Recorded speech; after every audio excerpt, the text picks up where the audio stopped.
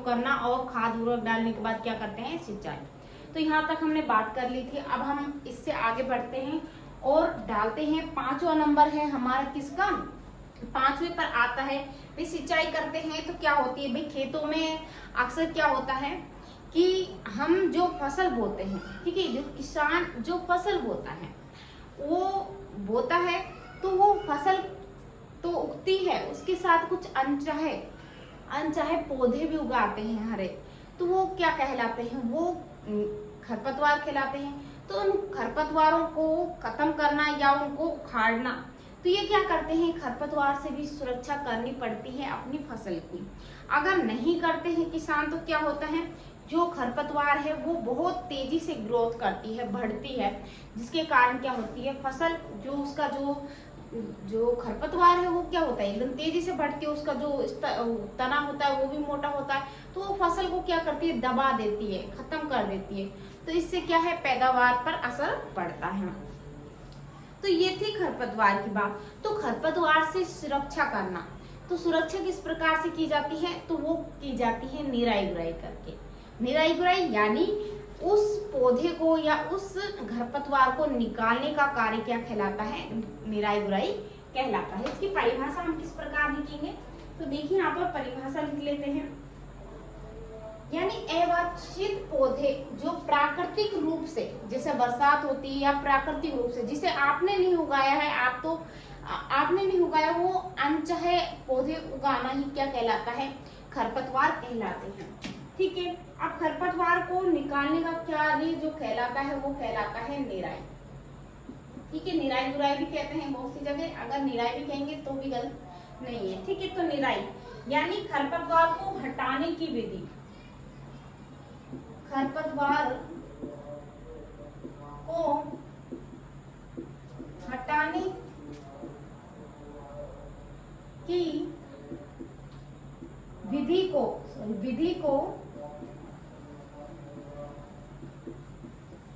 को निराई कहते हैं। ठीक है, उसको क्या कहते हैं, निराई कहते हैं।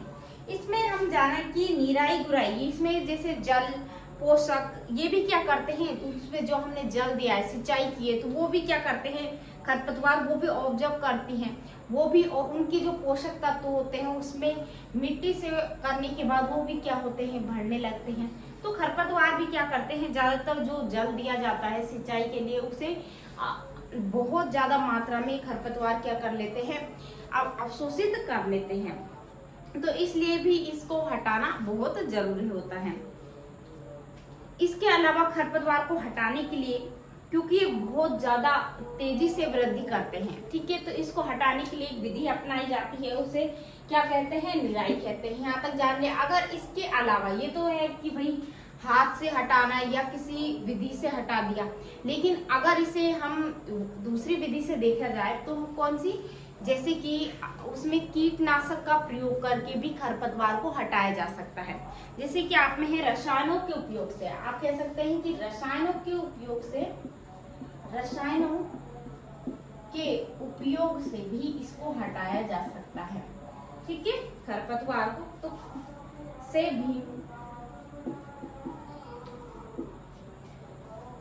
भी खरपतवार नियंत्रण किया जाता है। ठीक है, नियंत्रण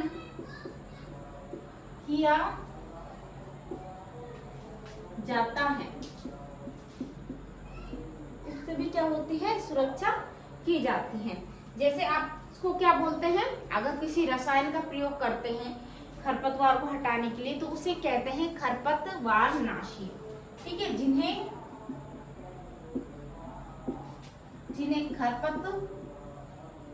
खरपतवार नाशी कहते हैं। ठीक है, जैसे कि यहाँ पर हम इसका उदाहरण है, यहाँ पर 2,4-D, ये एक तरह का क्या है, ऐसा रसायन है जिसके माध्यम से खरपतवार को हटाया जाता है। ठीक है, ये क्या है, एक तरह का रसायन है जिसका छिड़काव किया जाता है। जैसे कि इसमें क्या है, ये एक रसायन होता है, इसके अंदर पानी मिलाकर पीछे जैसे जो पाइपों के द्वारा इसमें रसायनों को जो फसल पर छिड़का जाता है, जिससे फसल को तो कोई हानि नहीं होती है, लेकिन क्या होता है जो खरपतवार होते हैं वो नष्ट हो जाते हैं। ठीक है, जैसे कि आप अपनी किताब में देख सकते हैं बच्चों कि उसमें किस प्रकार से एक व्यक्ति है अपनी जो फसलों को, और इसमें अपने आप को भी सुरक्षित किया गया है। कैसे सुरक्षित है भाई, किसान अगर उसका छिड़काव कराता है तो उसमें कुछ विषैली गैस वगैरह या विषैले पदार्थ होते हैं तो वो भी क्या है आपको नुकसान पहुंचा सकते हैं। तो आप क्या करते हैं भाई, किसान क्या करते हैं, मुंह पर मास्क लगा लेते हैं। ठीक है, और मास्क किस लिए लगा जाते हैं कि उन्हें कोई नुकसान ना पहुंचे। ठीक है, इनके स्वास्थ्य पर कोई प्रभाव ना पड़े, इसके लिए वो क्या करते हैं, वो जो मास्क होता है उसको लगाकर उसका छिड़काव करते हैं। ठीक है, फुहारों के माध्यम से भी कर सकते हैं। इस तरीके से सभी जो फसल होती है उसे बहुत ही ज्यादा सावधानी पूर्वक उस पर वो कीटनाशक, जो रसायन कीटनाशक होता है उसमें जल, उसके अंदर पानी डाला जाता है और उसे एक तरह से छिड़काव के द्वारा वो पूरी फसल पर छिड़का जाता है। इससे क्या होता है, खरपतवार पूरी तरह से नष्ट हो जाता है, लेकिन फसल को कोई नुकसान नहीं होता है। ठीक है बच्चों, ये हो गया हमारा ये हमारा 5वां चल रहा था। 5वां था खरपतवार से सुरक्षा। ठीक है, ये 5वां था हमारा खरपतवार से सुरक्षा। 5वीं पद्धति थी कृषि फसल उत्पादन में से सुरक्षा। ये हो गया। अब छठा कौन सा है, यहाँ पर आप देख सकते हैं खरपतवार होगी, उसके बाद उसका प्रयोग किया, इसके बाद क्या हो, फसल तैयार हुई। भाई खरपतवार से भी सुरक्षा कर ली किसानों ने। इसके बाद कटाई। ठीक है, फसल तैयार हो गई, सारी पद्धति अपना ली। इसके बाद क्या तैयार हुई, फसल। तो यहाँ पर 6 नंबर पे हमने फसल, तो इसके बाद क्या की, कटाई।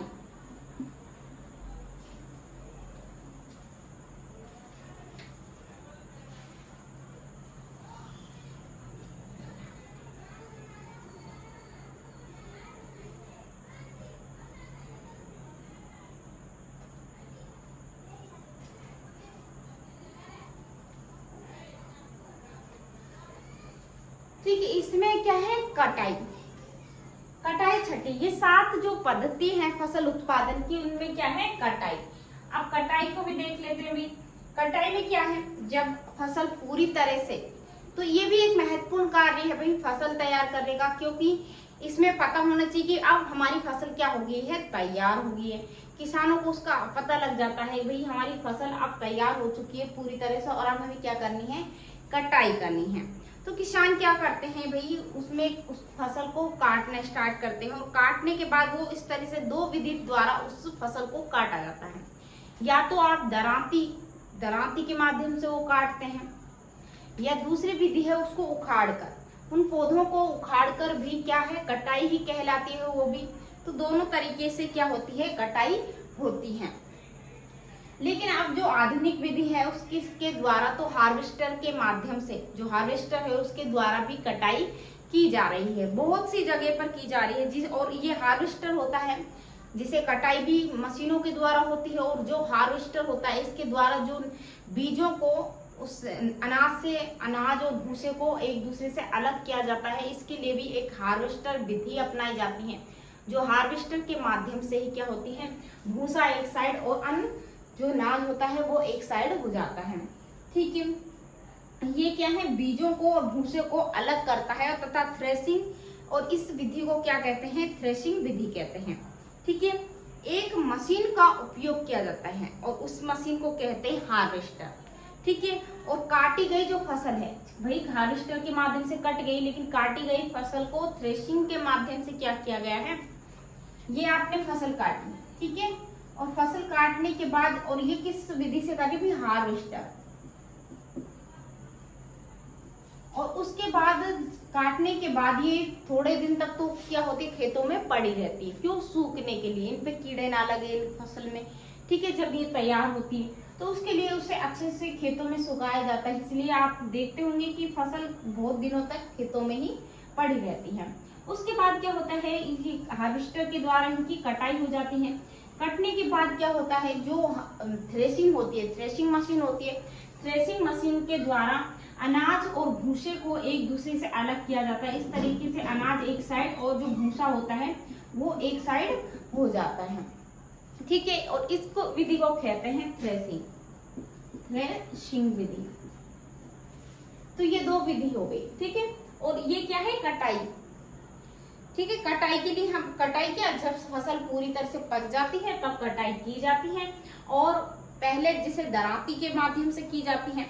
ठीक है, दरांती है उसके द्वारा फटक के एक अनाज को भूसे को अलग किया जाता था, लेकिन अब क्या है, हार्वेस्टर के माध्यम से कटाई और थ्रेशिंग के माध्यम से भूसे और अनाज को अलग किया जाता है।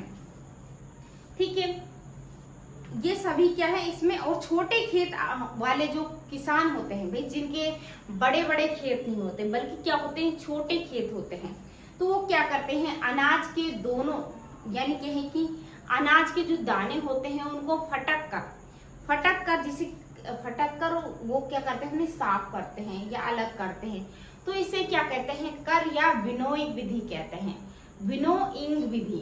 ठीक है, कौन सी विधि कहते हैं भाई, अगर छोटे किसान हैं, उनके पास ज्यादा जमीन नहीं है, तो उनके जो अनाज होगा वो भी कम होगा, तो उसे अलग करना या क्या कहलाता है, छोटे खेत वाले किसान अनाज के दानों को फटक कर, जैसा कि मैंने आपको बताया, फटक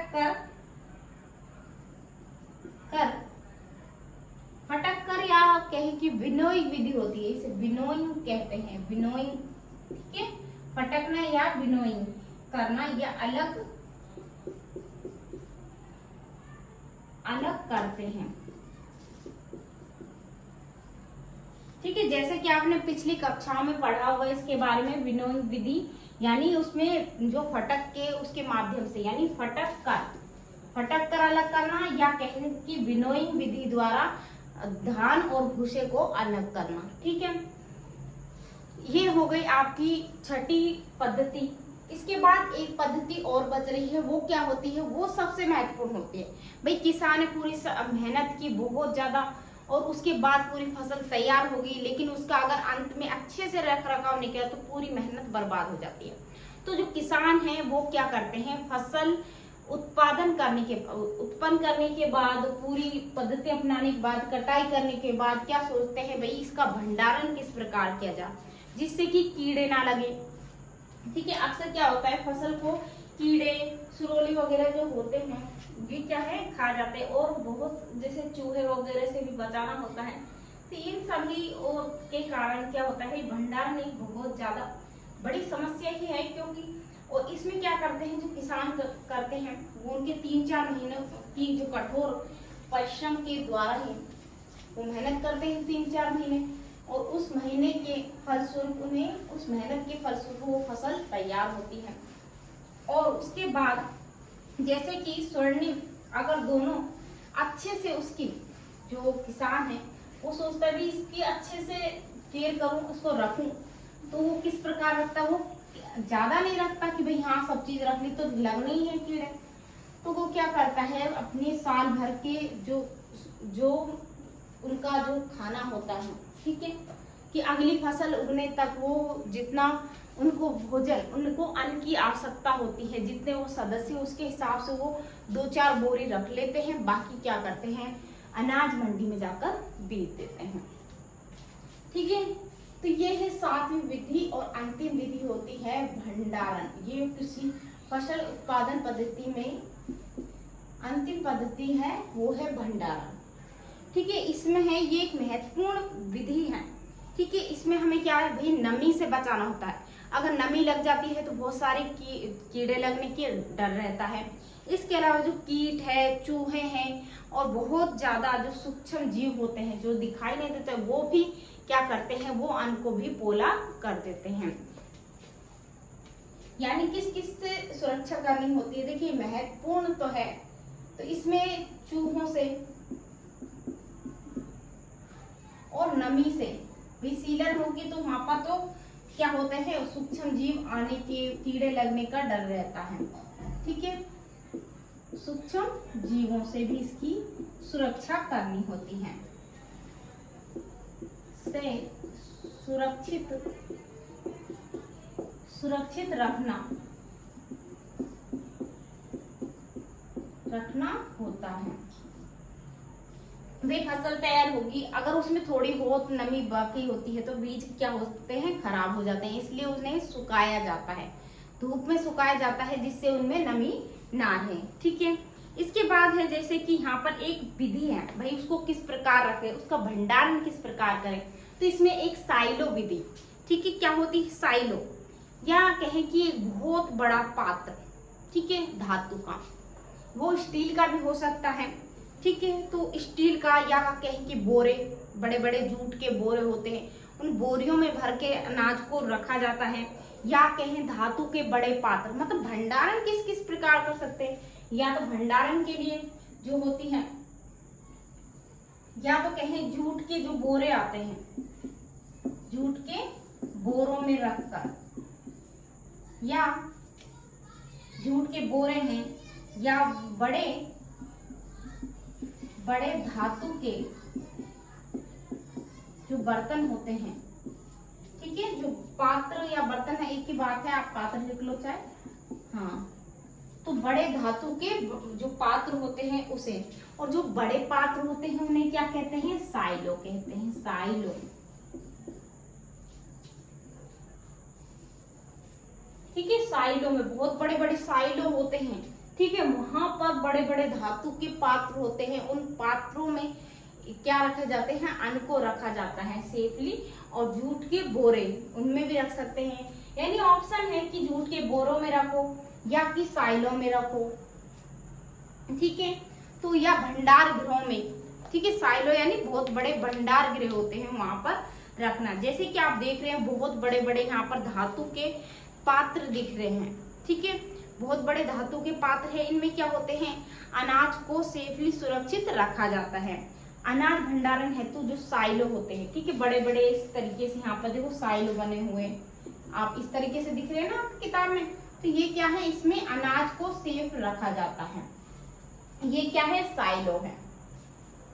ठीक है, इसके बाद है भाई भंडारण गृहों में भी रखा जाता है। भंडार गृह कहाँ, जहाँ पर बोरियां रखी जाती है बहुत सारी, तो उन बोरियों को किस तरीके से हवादार स्थान पर रखा जाता है, क्योंकि वहां पर नमी ना लगे, नमी लगेगी तो क्या होगा, कीड़े उस जो फसल को या कहीं की अन्न को खराब करेंगे, अनाज को। चूहे और कीड़ों से भी बचाना होता है, कीटों से भी सुरक्षा करनी होती है। और अगर आप कहें कि घर में अगर 2-4 बोरी रखे तो उनमें भी क्या होते हैं, नमी के कारण कीड़े लग जाते हैं और चूहों वगैरह का डर भी रहता है। तो इसके लिए क्या करते हैं भाई, कीड़ों से बचाने के लिए तो कर सकते हैं भाई, जो घर में जो उपाय करते हैं, ज्यादातर आप भी करते होंगे अपने घरों में, कि नीम की सूखी पत्तियां, ठीक है, नीम की पत्तियां ली और उनको क्या किया, नाज के बीच में रख दी। ठीक है, नाज में मिलाकर रखते हैं अनाज में, और वो उनसे क्या होता है भाई, नीम होता है, जो नीम क्या होता है, सूक्ष्म जीवों से सुरक्षित होता है। ठीक है, सुरक्षा करता है सूक्ष्म जीवों से, क्योंकि जो उसमें हम कहते हैं कि भाई इसमें जो क्षमता होती है कीड़ों को मारने की, ठीक है, नीम कड़वा होता है तो वो भी कीटनाशक है एक तरह से, तो कीड़ों को मारने का कार्य करता है। तो उन अनाज के बीच में जो नीम के जो पत्ते होते हैं उनको रखा जाता है, इसलिए कि उसे जो सूक्ष्म जीवों को मारने के लिए और अनाज को सुरक्षित रखने के लिए। ये सभी हमने इस वीडियो में इस पाठ के बारे में सब कुछ जान लिया। इसके अलावा इसमें एक और बात है, वो है पशुपालन। ठीक है, पशुपालन किसे कहते हैं भाई, ये तो नहीं कि आपने एक गाय पाल ली, एक भैंस पाल ली तो आपने क्या कहा भाई, आपने पशुपालन किया है, नहीं कह सकते ना पशुपालन। भाई पशुपालन बहुत बड़ी चीज है, पशुपालन। ठीक है, ये पशुपालन है, जो एक अगर कुछ आप पाल रहे गाय बकरी तो आप पशुपालन नहीं कर रहे, आपने बड़े स्तर पर बहुत सारी गाय है भैंस है, उनका जैसे दूध बेचना, डेयरी शुरू करना, ये सभी क्या होते हैं, उसे कहते हैं पशुपालन किया गया है। ठीक है, यहाँ पर क्या हो रहा है, पशुपालन हो रहा है, पशुओं को पाला जा रहा है। पशुपालन करते हैं पशुओं को पालना। ठीक है, पशुओं को पालना। पशुओं को पालना भी खाद्य पदार्थ प्राप्त किया जाता है। भाई क्यों, और पशुओं को पालते क्यों है?